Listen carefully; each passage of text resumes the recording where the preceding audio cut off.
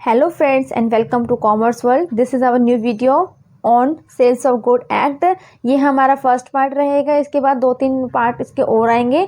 तो आज के इस चैप्टर में हम स्टार्ट करते हैं, इसका इंट्रोडक्शन से हम स्टार्ट करेंगे कि सेल्स ऑफ गुड एक्ट के अंदर क्या क्या आता है और बेसिकली ये एक्ट है किस चीज़ के बारे में। चलिए इसको स्टार्ट कर लेते हैं। Before start the act we should understand the basic term. ये एक्ट हमें समझने से पहले हमें कुछ बेसिक टर्म का मीनिंग हमें क्लियर होना चाहिए, जिसमें से फर्स्ट है हमारा सेल।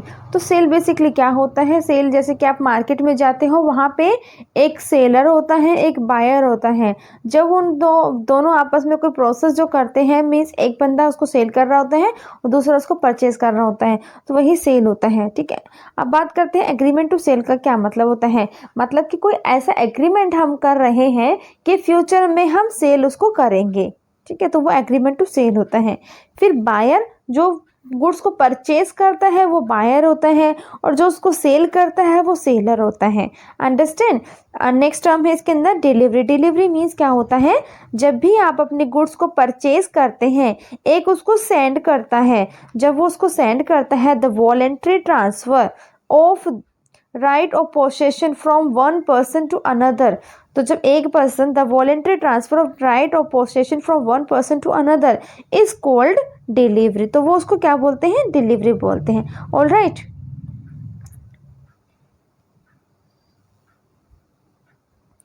तो मार्केट प्लेस के अंदर जब आप जाते हैं तो एक वहाँ पे सेलर होता है और एक होता है बायर होता है।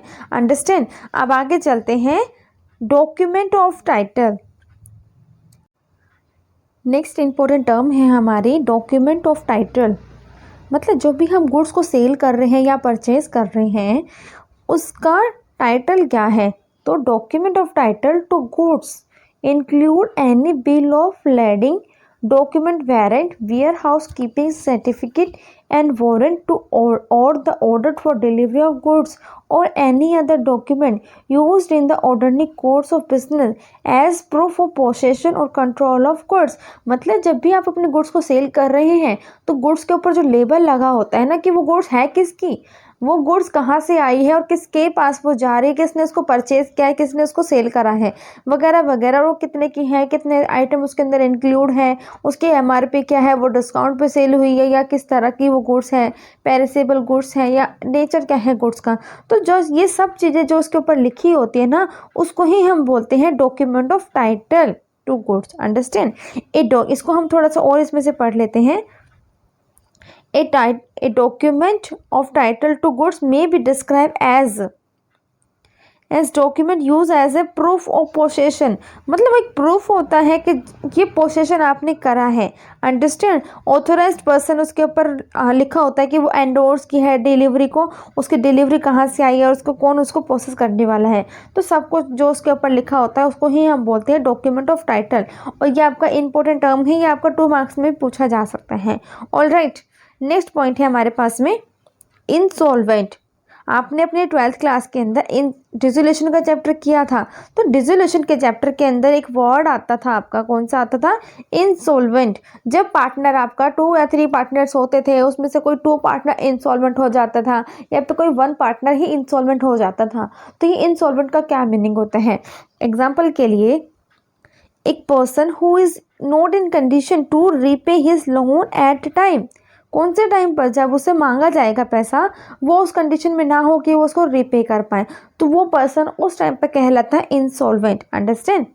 अ पर्सन और businesses that are incapable of paying their debts as they due. जब उनसे पैसा मांगा जाए और वो देने के काबिल ना रहे, तो वो उनको बोला जाता है इंसॉल्वेंट। अंडरस्टैंड। ये आपका सेल्स ऑफ गुड्स एक्ट के अंदर काफ़ी ज़्यादा यूज़ होने वाले हैं, तो ये आपको पता होना चाहिए। ठीक है, अब बात करते हैं, अब हम जान लेते हैं टाइप्स ऑफ गुड्स, क्योंकि हम पढ़ रहे हैं सेल्स ऑफ गुड्स एक्ट 1930। तो उसको स्टार्ट करने से पहले आपको गुड्स का मीनिंग क्लियर होना चाहिए। ठीक है, क्योंकि गुड्स से रिलेटेड एक्ट है तो उसका मीनिंग हमें क्लियर होना चाहिए। तो बेसिकली गुड्स हमारे 3 टाइप्स की होती हैं, एसेटिंग गुड्स, फ्यूचर गुड्स और कंटीजेंट गुड्स। अब सबसे नंबर फर्स्ट पे जो है हमारे एसेटिंग गुड्स, ये कौन कौन से तरह की हो सकती हैं? ये हो सकते हैं हमारे स्पेसिफिक, असर्टेन, अनसर्टेन। अब इसको हम एक एग्जांपल की हेल्प से समझ सकते हैं। आप मार्केट में गए और आप एक शॉपकीपर से जाके बोल रहे कि मुझे शू दिखाइए, वो आपको शू जब दिखाएगा तो आप बोलेंगे कि मुझे रेड कलर के ही शूज़ चाहिए, ठीक है। तो जब आप उसको बता रहे हैं ना कि हाथ रख के उसको पॉइंट आउट और कर रहे हैं कि मुझे यही वाले रेड कलर के शूज़ चाहिए, तो आप उसको कह रहे हैं स्पेसिफिक आपने उसको बता दिया कि मुझे यही वाले शूज़ चाहिए। ऑलराइट, फिर सेकंड की बात हम करते हैं असर्टेन की। असर्टेन का मतलब ये है कि आप जा रहे हैं मार्केट में और शॉपकीपर को बोल रहे हैं कि मुझे 1 केजी राइस दे दीजिए, तो ये क्या रहेगा? असर्टेन। आपने उसको बता दिया कि मुझे यही चाहिए, अंडरस्टैंड, और बता दिया कि मुझे 1 केजी ही चाहिए, ये हो जाएगा असर्टेन।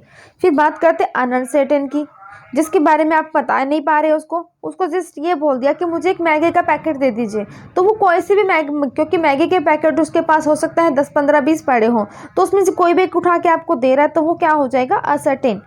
उसके सामने है पड़ी लेकिन आप उसको स्पेसिफिकली नहीं बोल रहे, उसको नहीं बोल रहे कि इतना ही मुझे दे देना, तो वो रहता है आपका अनसर्टेन, जिसको आपने बताया नहीं, अंडरस्टैंड। तो ये हमारे एग्जिस्टिंग गुड्स है, क्योंकि ये एग्जिस्टेंस में रहती हैं, ये अभी प्रेजेंट में मौजूद हैं, इसीलिए उनको बोलते हैं एग्जिस्टिंग। एग्जिस्टिंग के 3 टाइम्स बताए मैंने, स्पेसिफिक, असर्टेन और अनसर्टेन।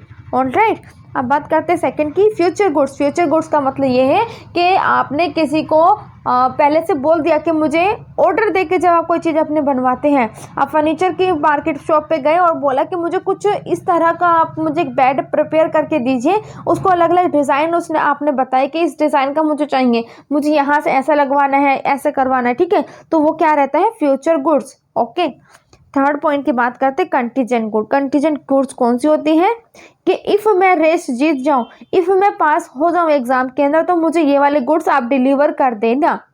मतलब कोई ना कोई आपने शर्त रख दी कि अगर ये कंप्लीट होगी तो ही आप ये गुड्स मुझे देना। ओके, तो क्लासिफिकेशन गुड्स की कैसे कैसे थी? एग्जिस्टिंग जो रहे एक्चुअल में अभी तक अभी मौजूद है, प्रेजेंट में है, फ्यूचर जो फ्यूचर में होगी, और कंटीजेंट अगर ये इवेंट में हैपन हुआ तो ही ये कंटीजेंट गुड्स मैं लूँगा, या आप बना पाओगे तो ही, ठीक है। तो ये हमारे कुछ गुड्स के टाइप थे जो कि बहुत ज़्यादा इंपॉर्टेंट है, ठीक है। तो आज की वीडियो को यहीं पे एंड करते हैं, ठीक है। नेक्स्ट इसका सेकंड पार्ट आएगा, उसके लिए आप वेट कीजिए। उसके लिए आपको क्या करना है? चैनल को सब्सक्राइब करना है और बेल बटन को हिट करना है, ताकि मैं जैसे ही नई वीडियो अपलोड करूं आप उसे फटाफट से देख पाएँ। ओके फ्रेंड्स, अपने फ्रेंड्स के साथ में इसको शेयर ज़रूर कीजिएगा। Bye bye friends.